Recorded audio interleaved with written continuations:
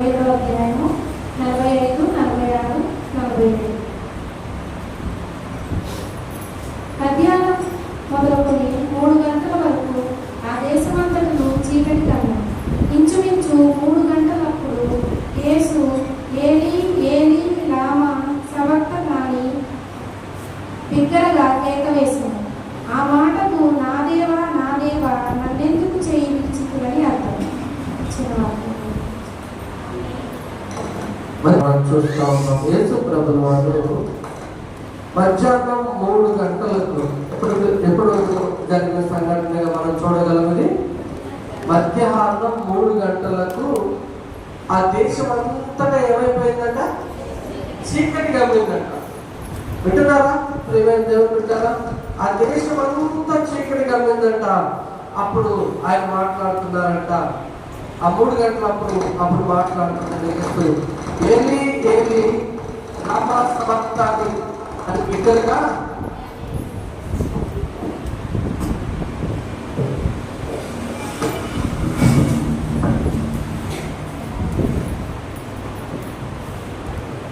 ఏలీ ఏలీ లామా సబక్తనీ అని బిగ్గరగా కేక వేశారట. ఆ మాటకు అర్థం ఏంటి? నా దేవా నన్నెందుకు చేయి విడిచితివి? నా దేవా నన్నెందుకు చేయి విడిచితివి అని అర్థం. ప్రియమైన దేవుని బిడ్డలారా, ఇక్కడ మనం ఒక విషయం గమనించాలి. తండ్రి కుమారుడి చెయ్యి లేదా కుమార్తె చెయ్యి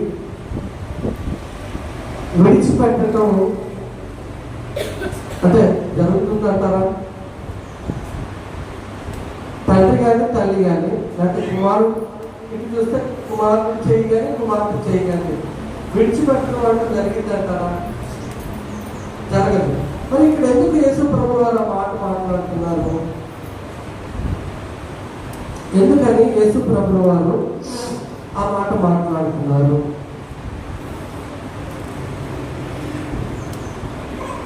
జాగ్రత్తగా గమనిస్తే ప్రియమైన దేవుని సంగమా,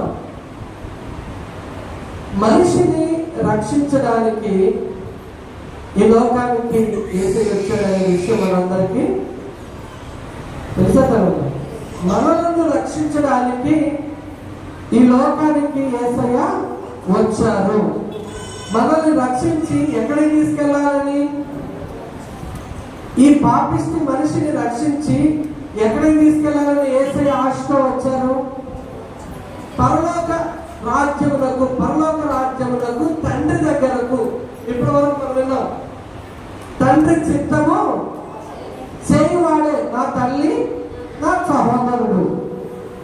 ఇక్కడ జాగ్రత్తగా గమనించాలి ప్రియమైన దేవుని సంగమా. మరి ఎందుకో యేసు ప్రభువు వారు మాట అంటున్నారు, నా దేవా నన్ను ఎందుకు చేయి విడిచావంటే? జాగ్రత్తగా గమనించండి. అక్కడ జరిగిన సంఘటన మనందరికీ తెలుసు. ఇప్పుడు జరుగుతున్న సంఘటన ఏంటి? శిలువ దృశ్యం. ఇప్పుడు జరుగుతున్న సంఘటన ఏంటి? శిలువ దృశ్యం. శిలువ ఎందుకు వేయబడ్డారు యేసు ప్రభువు వారు? శిలువ ఎందుకు వేయబడ్డారు? అసలు యేసు ప్రభువు వారికి ఒక పేరు ఉంది, మీ అందరికీ తెలుసు.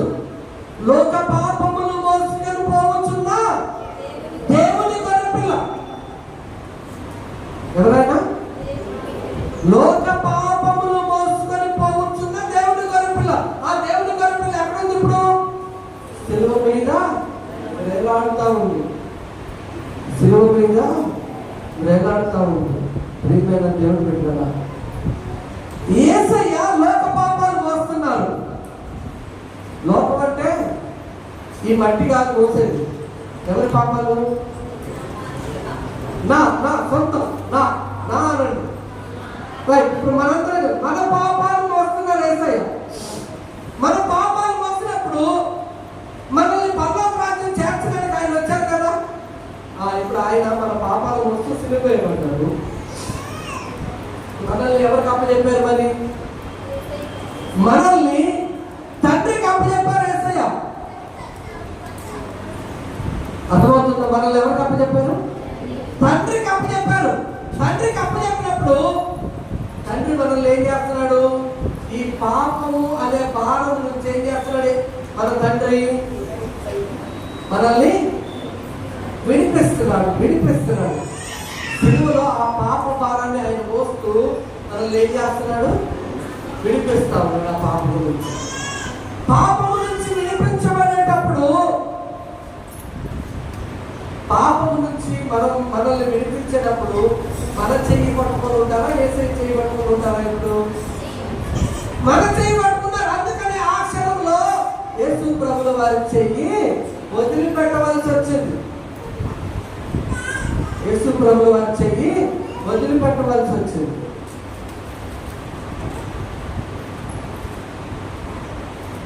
మీకు గుర్తుందా? ఈ మధ్యలో ఒక 4-5 సంఘటనలు మనం చూస్తూ ఉన్నాం. ఏంటి ఆ సంఘటనలు అంటే, బాగా డబ్బున్నోళ్ళు వాళ్ళ కొడుకుని, అయ్యా ఒక 4 రోజులు 2 నెలలు అసలు మాతో సంబంధం లేకుండా బతుకు. టీవీలో చూసారంట, తండ్రితో సంబంధం లేదు. ఇప్పుడు యేసు ప్రభుల వారికి కూడా ఆ సంబంధం ఎందుకు అంటే, మన చేతిని తండ్రి చేతికి అప్పచెప్పేశాడు. ఇప్పుడు ప్రస్తుతానికి ఆయనతో సంబంధం లేదు. అట్లా చెప్పి ఈ కుమారుని వదిలేస్తారంటారా వాళ్ళు? ఎవరు కుమారుని వదిలేస్తారా? అది కొద్ది సమయం మాత్రమే. అది కొద్ది సమయము మాత్రమే. ఆ సిలువ సమయం మాత్రమే. తండ్రి కుమారుడు చెయ్యలు పెట్టారు. ఎందుకంటే మన చెయ్యి పట్టుకొని ఆయన మనల్ని పరలోక రాజ్యం తీసుకెళ్ళాలి కాబట్టి తండ్రి ఏం చేశారు? కుమారుడు చెయ్యి ఆ సమయం వరకు మాత్రం వదిలిపెట్టారు. ఈ విషయాన్ని మనం బహు జాగ్రత్తగా గమనించాలి.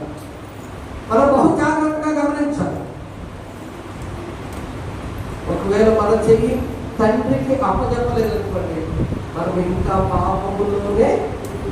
పాపములోనే ఉండేవారమై ఉంటుంది. ఆ పాపమును యేసయ్య ఏం చేశాడు? సిలువలో తన మీద మోపుకొని ఆయన మన చేయి తీసుకెళ్ళి ఎక్కడ పెట్టాడు?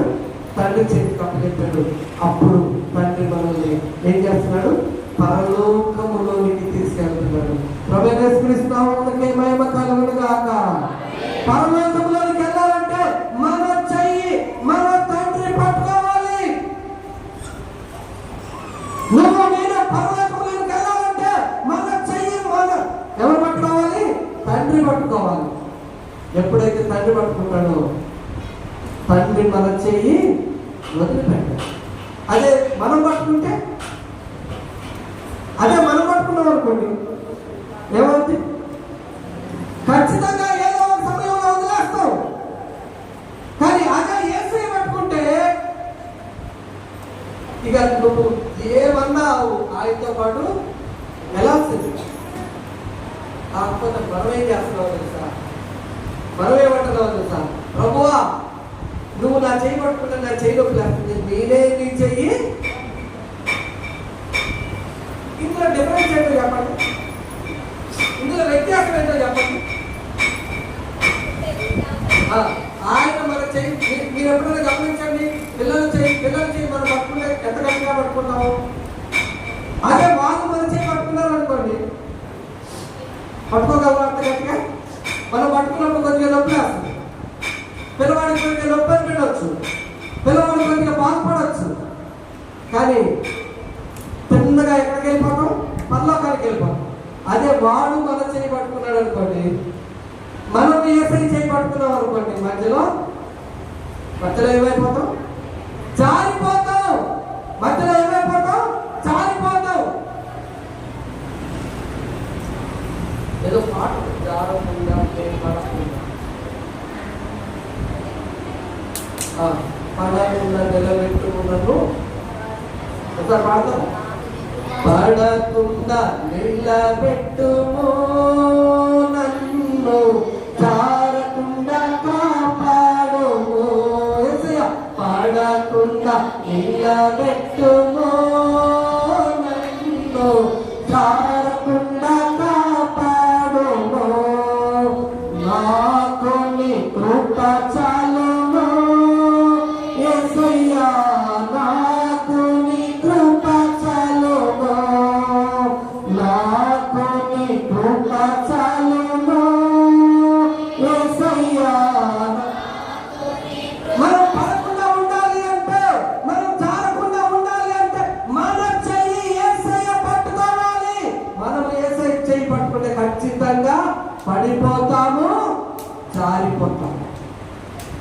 ఇప్పుడు మనకి ఏ మనసు కావాలి? ఇప్పుడు ఏ మనసు కావాలి? ఇప్పుడు ఏ మనసు కావాలి మనకి? మారు మనసు కావాలి. ప్రభువా, నేను నీ చేయి పట్టుకోవటం కాదు, నేను నీ చేయి పట్టుకోవటం కాదు, నువ్వు నా చేయి పట్టుకో.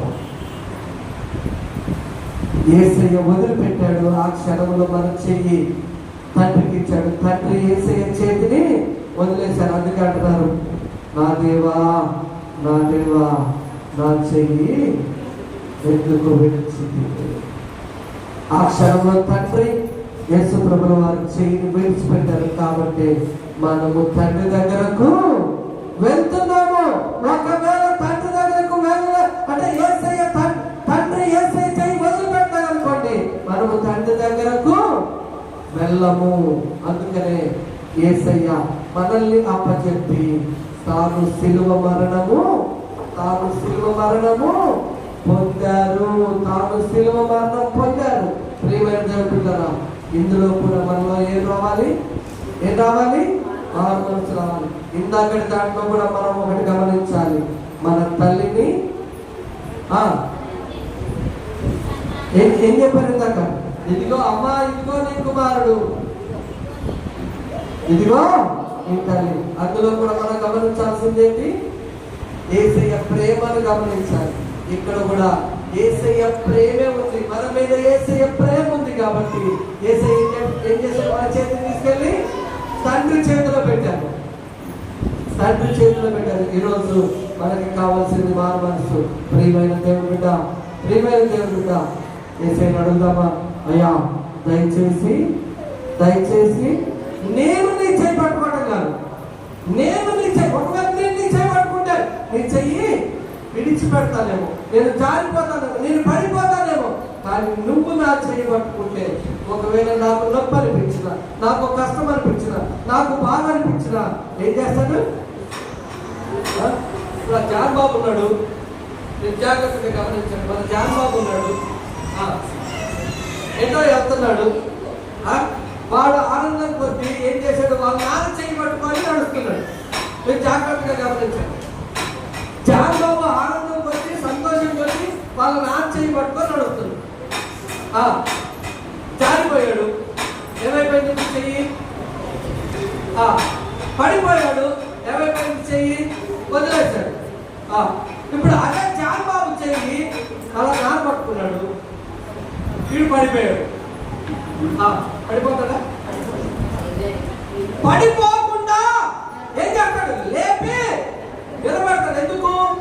జాన్ బాబు చెయ్యి వాళ్ళ నాన్న చేతిలో ఉంది కాబట్టి. అలాగే మనం కూడా పడిపోకుండా ఉండాలి అంటే, మనము కూడా జారిపోకుండా ఉండాలి అంటే, మనము కూడా మన పాపములో మళ్ళా తిరిగి పడిపోకుండా ఉండాలి.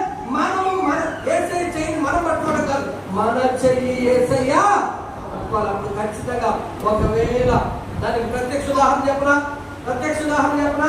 యేసు ప్రభు వారు సముద్రం మీద నడిచి వస్తూ ఉంటారు. శిష్యులు ధోనిలో వస్తూ ఉంటారు. యేసు ప్రభు వారు నడిచి రావడం చూసి పేతురు గారు అంటారు, అయ్యా చెప్పండి, నేను నడుస్తా. ఇది మనం ఆయన చేయబట్టుకోండి. ఏది? నేను నడుస్తా. మనం ఆయన చేయబట్టుకున్నాం. కొన్ని దూరం పక్క 2-3 అడుగులు వేశాడు పేతురు గారు. వేయండినే ఏమంటున్నాడు? గట్టిగా ప్రభా రక్షించు. మనం ఆయన చేయబట్టి పట్టుకున్నప్పుడు ఖచ్చితంగా ఏమైపోతాం? సముద్రంలో లేదా లోకంలో ఇంకా రకరకాల పరిస్థితుల్లో మనం పడిపోతాం. ఏమంటే యేసయ్య ఏం చేశాడు?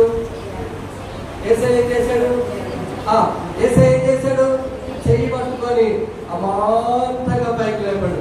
పైకి లేపినప్పుడు పేతురు గారికి నొప్పి లేచుండదా? కానీ నొప్పి లేచినా, నొప్పి పుట్టినా, బాధ అనిపించినా ఏం చేశాడు యేసయ్య? సురక్షితంగా మళ్ళా తీసుకొచ్చి అక్కడ కూర్చోబెట్టాడు. ధోనిలో కూర్చోబెట్టాడు. ప్రియమైన దేవుని బిడ్డలారా, అలాగే మన బిడ్డలను కూడా వాళ్ళు మన చేయి పట్టుకుంటే ఖచ్చితంగా వదిలేస్తారు. అదే మనము మన బిడ్డలు చేయబట్టుకుంటే వదిలేదు. అలాగే మనల్ని కొన్న తండ్రి, రక్తం ఇచ్చి ప్రాణం ఇచ్చి కొన్న తండ్రి ఆయన చెయ్యి మనం పట్టుకుంటే మనం జారిపోతాం. కానీ మన చెయ్యి ఆయన పట్టుకున్నారనుకోండి, మన చెయ్యి ఆయన పట్టుకున్నారనుకోండి, ఖచ్చితంగా కష్టం అనిపించచ్చు, బాధ అనిపించచ్చు, ఇంకా ఏదో అనిపించచ్చు, ఇంకా ఏదైనా అనిపించచ్చు.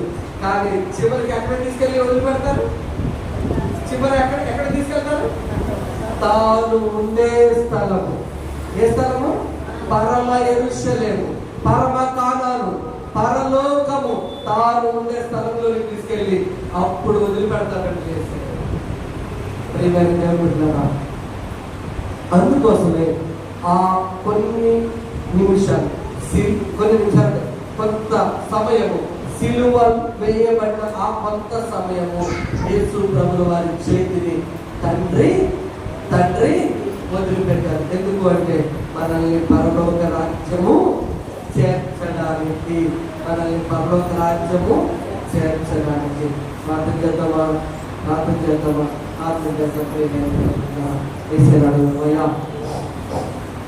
నా కోసమే నువ్వు నేను పరలోక రాజ్యం చేరడానికే